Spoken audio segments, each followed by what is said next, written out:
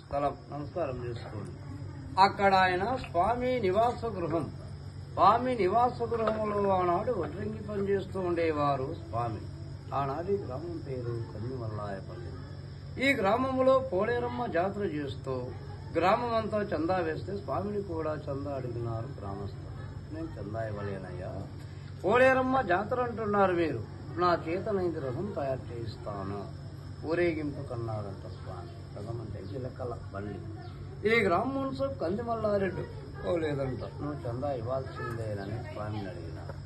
అప్పుడు ఇవ్వనందుకు ఆయనకు స్వామికి కొన్ని ఇబ్బందులు పెట్టినారు. ఆనాడు బావికి నీళ్లకు రానివ్వకుండా స్వామిని. అప్పుడు ఆయన రాత్రికి రాత్రి జింక కొమ్ముతో ఆ నివాస గృహంలో ఉండే బావిని ఆయన స్వహస్తాలతో ఆయన తోకున్నారు స్వామి. మరుసటి రోజు ఈ గ్రామ పెద్దలంతా వచ్చి రెడ్లు కర్ణాలు గ్రామ పెద్దలు ఈ రచ్చబండ దగ్గర కూర్చొని ఎవరెవరు చందా ఇచ్చినారయ్యా, ఇవ్వలేదని మనసు అడిగితే గ్రామమంతా ఇచ్చినారయ్యా, వీరప్పయ్య చందా ఇవ్వలేదన్నారంట గ్రామస్తులు.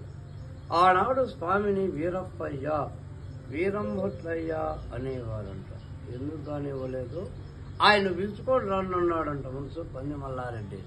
అంటూనేప్పుడు స్వామిని పిలుచుకొని వచ్చి ఇక్కడ రచ్చబండ దగ్గర కూర్చోబెట్టి, ఏమయ్యా మరి నీ చందా ఇవ్వకపోవడం కారణం, నీకు ఇన్ని కట్టుబాట్లు విధించినా కూడా నీలో మార్పు రాలేదు, నువ్వు చందా ఇవ్వాలా, జాతర మొదలవ్వాలా, ఇవ్వకపోతే గ్రామం నుంచే బహిష్కరిస్తానన్నాడు మనసు కందిమల్లారెడ్డి. స్వామి నేను ఇవ్వలేనయ్యా, రథం తయారు చేయిస్తానన్నాడు.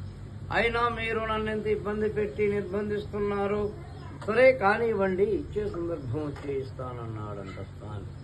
మరి ఇస్తానంటే ఎప్పుడో కాదయ్యా, ఇవ్వాల్సింది రచ్చబండ దగ్గరే ఇమ్మన్నాడంట మనసు కందిమల్లారెడ్డి స్వామిని. అప్పుడు ఆయన మహిమ మనసుకు తెలియజేయాలనుకుని స్వామి పోలేరమ్మను మట్టి బొమ్మను చేయించి గ్రామం నడివీధిలో పెట్టినారంట అమ్మవారిని ఊరేగింపుకు. ఈ గ్రామస్తులు ఈ గ్రామం మనసు కందిమల్లారెడ్డి పొగాక్కాడ చుట్ట తయారు చేసుకునేది స్వామి చూసి, ఈ రచ్చబండ దగ్గర ఎవరైతే చుట్ట తాగే పెద్దలున్నారో ఆనాడు ఎవరి దగ్గర కూడా చెకుమికిరాళ్ళు అంటే వెలిగించుకునేవి, ఆ చెకుమికిరాళ్ళు లేకుండా ఆయన మహిమతో మాయం చేస్తాడంటే కందిమల్లారెడ్డిని పరీక్షించాలా అని స్వామి.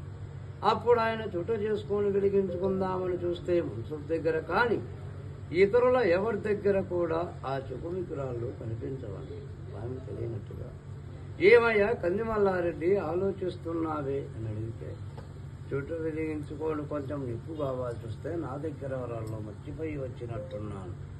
మరి పోలేరమ్మ జాతర ఇంత వైభవంగా చేస్తున్నారు, ఆమెను అలంకరణ చేయించి గ్రామ నడివీధిలో పెట్టిన్నారు, మూగ జీవాలను కూడా జంతువులు పెట్టినారు. ఇంత వైభవంగా మీరు జాతర చేస్తున్నప్పుడు కొంచెం నిప్పటికితే తెచ్చి పెట్టదా, చుట్ట వెలిగించుకోనన్నాడంట స్వామి.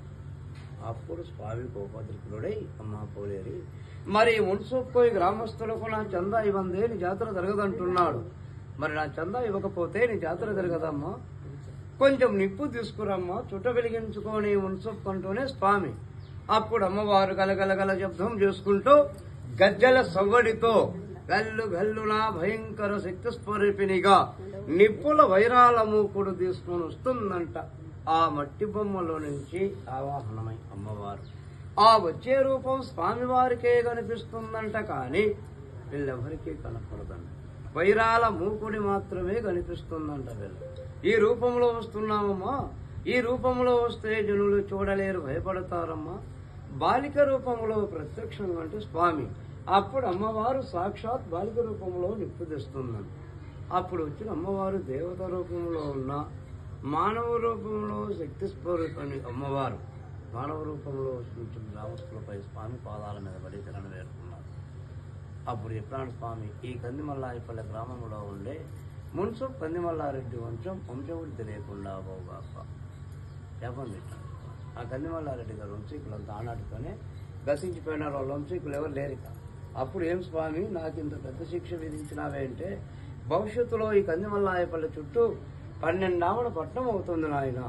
ఆమడంటే 3 కిలోమీటర్లు వచ్చి ఒక ఆమడ 36 కిలోమీటర్లు తిరుగుతుందంటే, పూర్మామిళ్ళ అంటే వద్దేలు ఇట్లా 5 4 3 కలిసిపోతాయండి. అంటే ఇంకా చాలా జరగాలి. 2000 మామూలుగా 34 నుంచి జరుగుతాయంట, ప్రళయకాల పరిస్థితులు వస్తాయంట.